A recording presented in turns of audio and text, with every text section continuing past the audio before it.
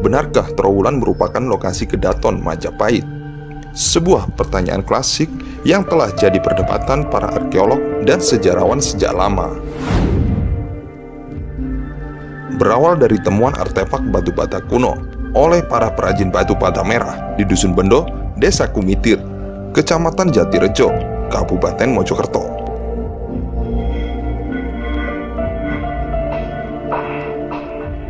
Temuan awal berupa struktur bata kuno yang memiliki panjang 21 meter dengan arah orientasi utara sampai selatan, dengan ketinggian 70 cm yang tersusun dari 14 lapis bata.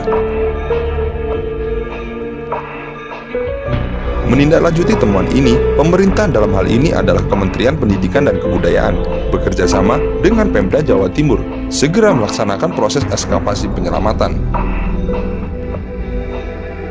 Berdasarkan hasil tanah yang telah digali, struktur bata kuno itu diyakini membentuk talut membentang dari utara ke selatan dengan panjang 200 meter. Talut atau pagar itu diperkirakan sebagai penguat kompleks bangunan elit pada masa kejayaan Majapahit. Dari struktur bangunan yang ditemukan, memperlihatkan bahwa di lokasi itu terdapat tempat pemujaan atau kawasan pemukiman elit di masa lalu.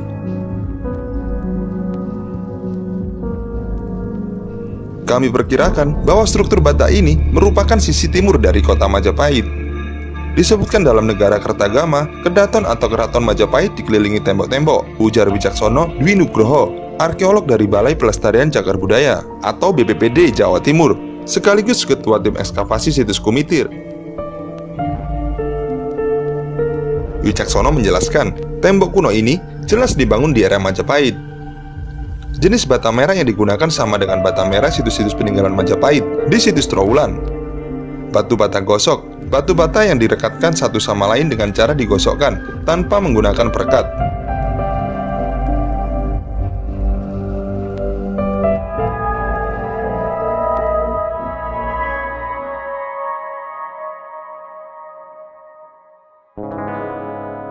Ya, beranjang sana ke Mojokerto, sebuah kota kabupaten yang berada 50-an kilometer di sisi barat Surabaya ini dikenal memiliki banyak sekali situs arkeologi. Selain situs Kumitir, yang belum lama ditemukan situs lainnya ialah Lebak Japung, Klinterjo, dan juga ratusan ritus arkeologi di Gunung Penanggungan. Semua itu berada di Kabupaten Mojokerto. Namun demikian, di atas semua itu, tentu saja yang paling sohor ialah situs Trowulan. Berada di kota kecamatan Trowulan, situs ini memiliki luas areal hampir 100 km persegi, dikenal sebagai menyimpan jejak-jejak kebesaran masa lalu Kerajaan Majapahit. Akses menuju situs Trowulan juga mudah dijangkau. Berada di dekat jalan raya dan hanya berjarak sekitar 12 km dari pusat kota Mojokerto. Situs Trowulan sendiri menyimpan banyak artefak bersejarah. Sebutlah misalnya Candi Brahu, Candi Beringin Lawang, Kolam Segaran, Candi Bajang Ratu, Candi Tikus, Komplek Makam Troloyo, Industri Kecil Kerajinan Logam Cor Desa Bejijong, Candi Kedaton, Candi Gentong, Makam Putri Cempa, Pendopo Agung, Situs Lantai Segi 6 Sentonorejo, Makam Panjang, Switi Inggil, Candi Binanjinggo, dan Situs Umpak Sentonorejo. Tak hanya itu, di sana juga dibangun Pusat Informasi Majapahit atau Museum Trowulan.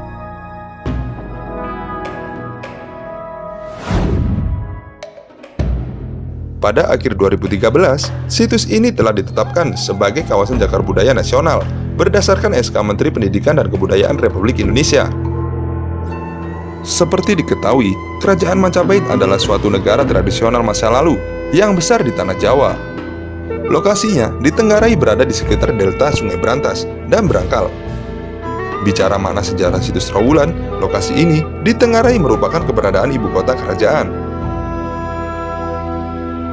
Saking banyaknya bangunan kuno, berjalan-jalan di kawasan situs Trowulan memang sanggup memantik daya imajinasi pengunjungnya bahwa kita telah menampak-tilasi sebuah kota besar di masa lalu. Kota yang memiliki kolam buatan sebesar 6,5 hektar berikut kanal-kanalnya yang tertata rapi. Kanal-kanal ini yang saling memotong dan melintang dengan pola tertentu ini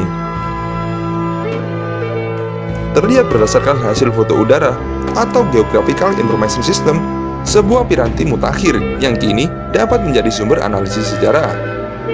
Tapi, benarkah situs Trowulan merupakan lokasi ibu kota atau Kedaton atau Royal City, Kerajaan Majapahit? sebuah pertanyaan klasik yang telah menjadi perdebatan para arkeolog maupun sejarawan sejak lama. Pertanyaan ini membawa pada pertanyaan lanjutan. Jika Trowulan bukan lokasi kedatangan Majapahit, lalu ibu kota tersebut berada di mana?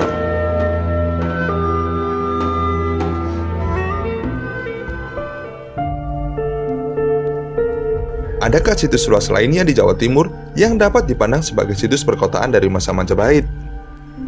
Ya, di mana lokasi ibu kota Majapahit sejauh ini memang masih bisa diperdebatkan atau debatable. Tulisan sebelumnya, teka-teki Keraton Majapahit, telah memberi sinyalemen itu. Artikel itu juga telah mengulas perkembangan termutakhir penelitian terkait luas areal Keraton Majapahit.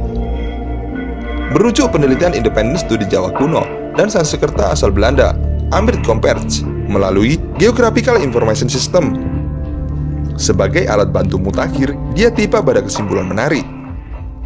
Menurutnya, sejak 1916, situs Trowulan telah kehilangan lebih dari 5 juta meter kubik tanah beserta segala isinya. Akibat keserakahan para pemburu artefak kuno di zaman kolonial, pengetahuan tentang di mana lokasi sesungguhnya Keraton Majapahit juga menjadi hilang di telan zaman. Menarik dicatat, masih menurut penelitian Comperts, catatan Empu Prapanca dalam negara Kertagama sebenarnya barulah mengungkap sekitar 40% dari keseluruhan wilayah Keraton Majapahit. Ini berarti sisanya yang 60% nisbi tidak pernah dicatat oleh Empu Prapanca. Kesimpulan Comperts soal catatan Prapanca tak sepenuhnya melukiskan fakta tentang luas area kota kerajaan Majapahit. Tampaknya telah disadari oleh para arkeolog jauh-jauh hari.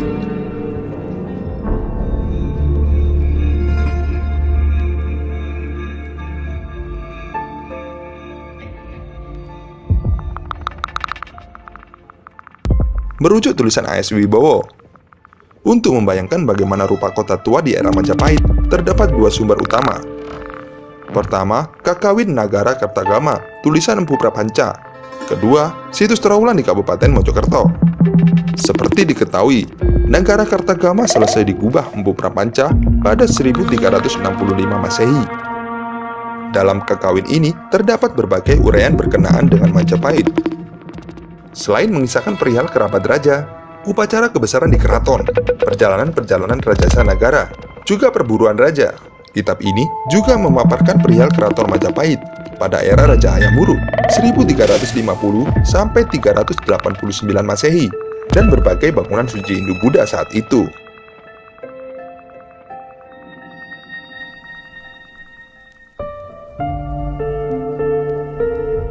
Negara Kertagama khususnya Puput 812 merupakan sumber tertulis yang penting untuk mengetahui gambaran kota Majapahit sekitar tahun 1350-an. Dengan terperinci, Prapanca menguraikan keadaan ibu kota dari arah utara ke selatan tanpa menyebut-nyebut adanya tembok kota sebagai benteng. Prapanca langsung merinci bangunan-bangunan serta tempat-tempat penting lainnya. Namun sayangnya, berbagai penelitian arkeologi secara komparatif masih merujuk Wibowo. Sejauh ini, ternyata belum sepenuhnya berhasil memadukan kedua sumber sejarah tersebut.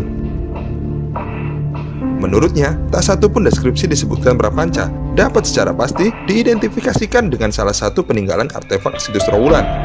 Juga tidak satu pun peninggalan artefak yang ditemukan di situs Trowulan dapat segera dicarikan padanannya pada lukisan Prapanca dalam negara Kertagama.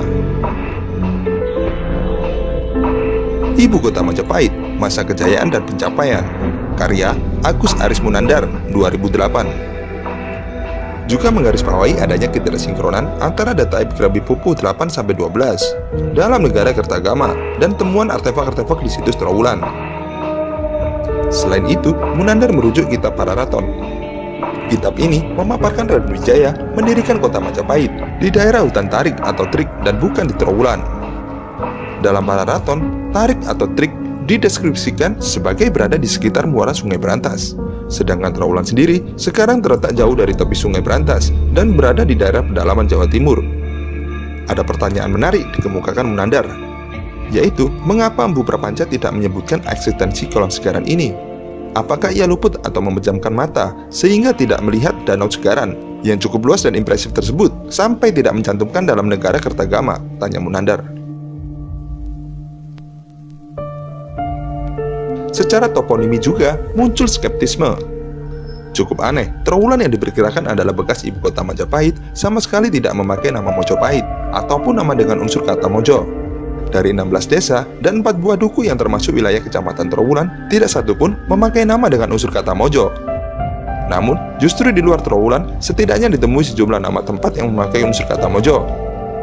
Sebutlah seperti Mojo Agung, Mojo Warno, Mojo Legi, Mojo Dhuwur, dan Mojo Wangi. Bagaimana asal muasal, sejak kapan dan oleh siapa pertama kali sehingga situs Trowulan diidentifikasikan dengan Kedaton Majapahit? Namun diduga kuat, sejarah identifikasi situs Trowulan dengan Kedaton Kerajaan Majapahit berawal dari penelitian Kapten Johannes William Bartholomeus Bardenar pada tahun 1785 sampai 1869 atas perintah Raffles pada tahun 1781 sampai 1826. Pada 1815, Bardenar mengamati tinggalan arkeologi di daerah Mojokerto. Penelitian Bardenar menghasilkan peta, beberapa gambar, dan legenda peta yang berisi deskripsi bangunan-bangunan di Trowulan, serta menyerahkan hasil penelitian tersebut kepada Raffles. Dalam laporannya, ia selalu menyebutkan Inheritance van Majapahit, artefak-artefak yang ditemukan di Mojokerto, khususnya di Trowulan.